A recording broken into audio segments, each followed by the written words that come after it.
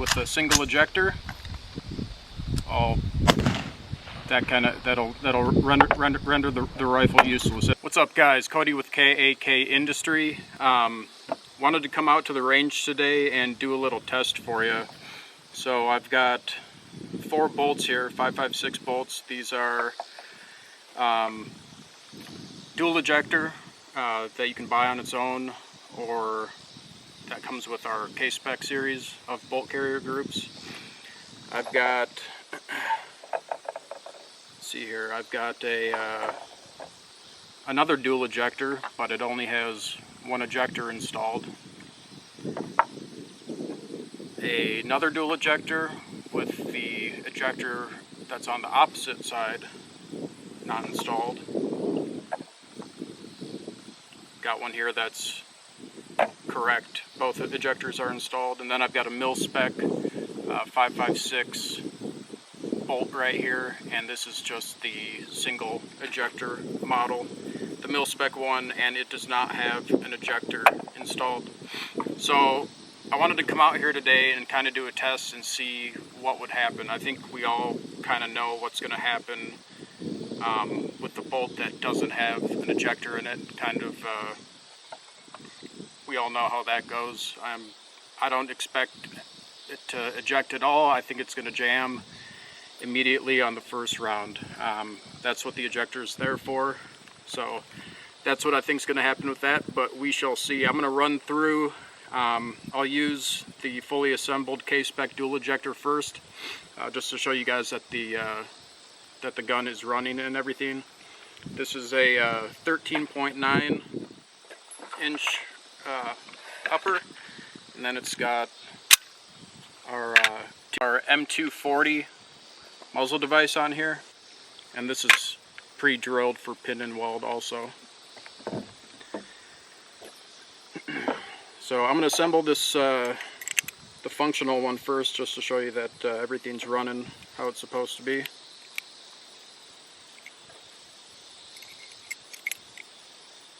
And we'll keep an eye on ejection patterns too, with the ones that still have one ejector in here.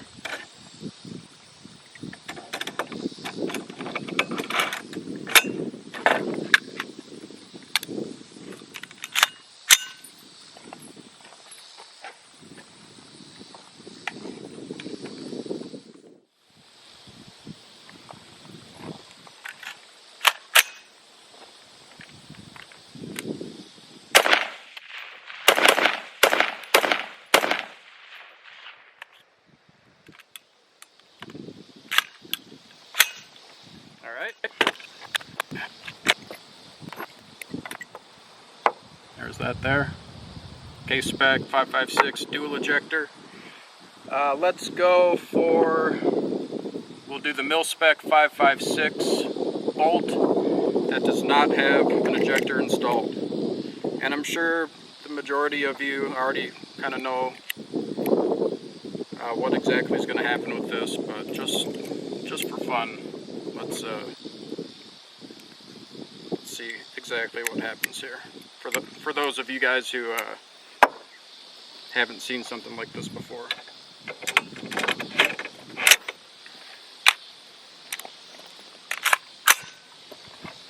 Alright, we've got the single ejector milspec bolt in here.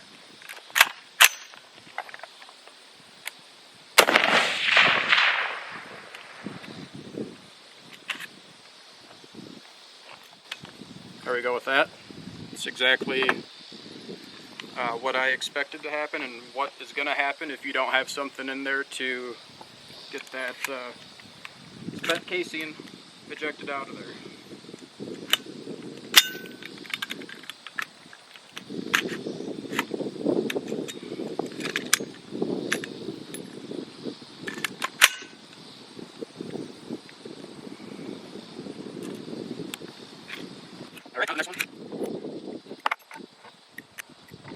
That was the milspec 556 bolt with no ejector installed. Alright, what do we got next? So we've got the K-SPEC dual ejector, and this is going to be with the one ejector that's installed on this one. Alright, K-SPEC dual ejector bolt, and it has one of the ejectors uninstalled.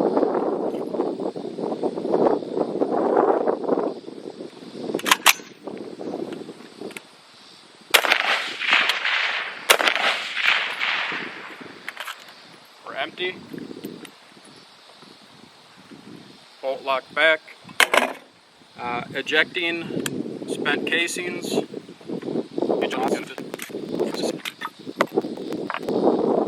was a K-SPEC. Sorry, K-SPEC 556 bolt with one of the ejectors not installed. And last but not least,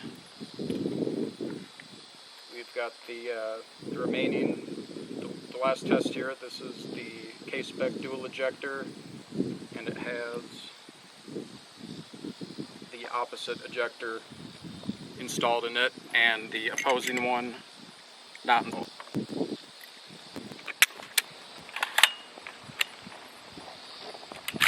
Alright, final test. This is the K-SPEC dual ejector 556 bolt with one of the ejectors uninstalled. We're going to see if the gun's still going to eject and extract reliably here.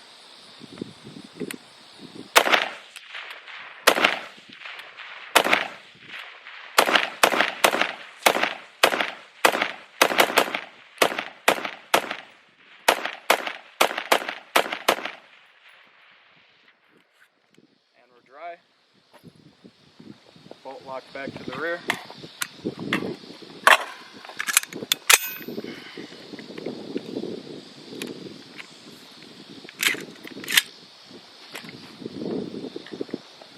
Alright, so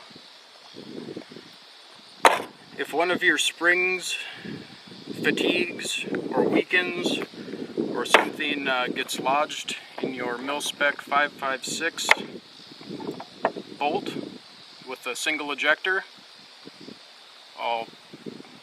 that'll render the rifle useless, as we saw in this test. I'm not saying that this is, this is a reason like why you absolutely need a dual ejector bolt. Does an ejector go down frequently? No. The only times I've ever seen it happen are with rifles that have a ton of rounds through them, suppressed, and the springs are never changed out, or the spring is never changed out when it's supposed to be. When you notice that ejection starts getting weaker and weaker and weaker, and then that spring will finally fatigue out. I mean, it depends on what kind of BCG you have, what kind of parts are used, and everything like that, obviously.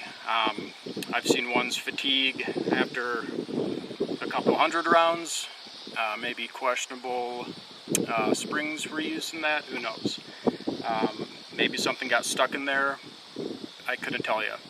So this isn't a test that I wanted to show that is basically saying a milspec bolt with a single ejector is now useless.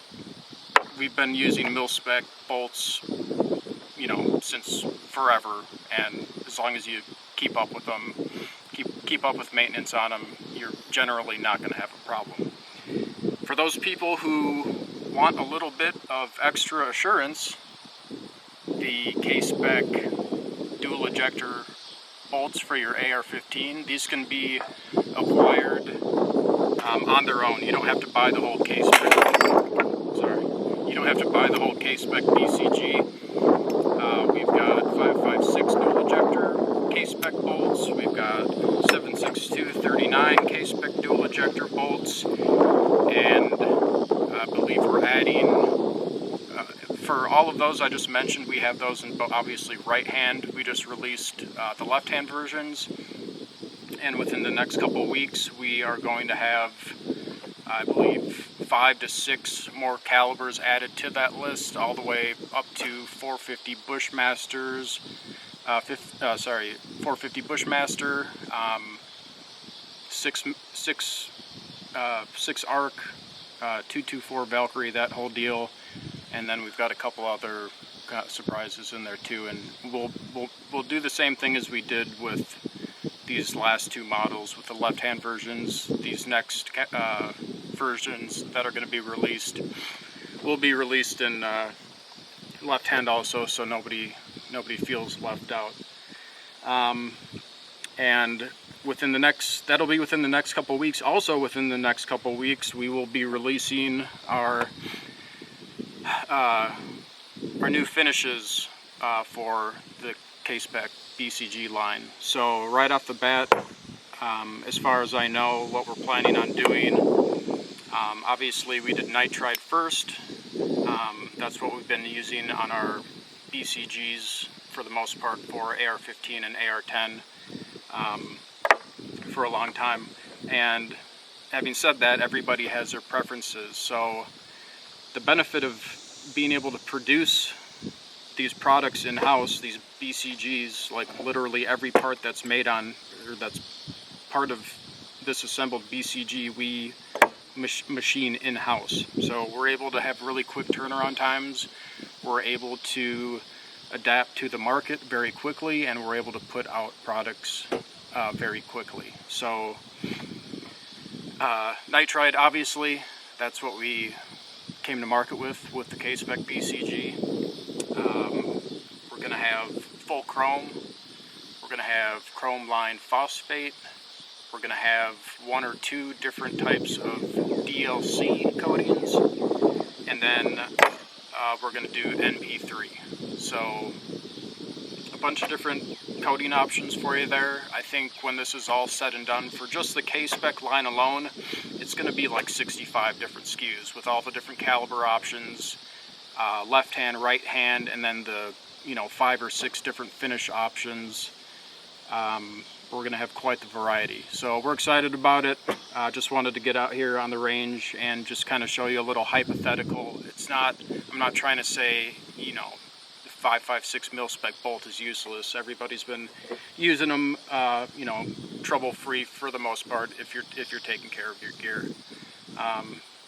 So yeah, just wanted to come out here and show you guys, and thanks for watching.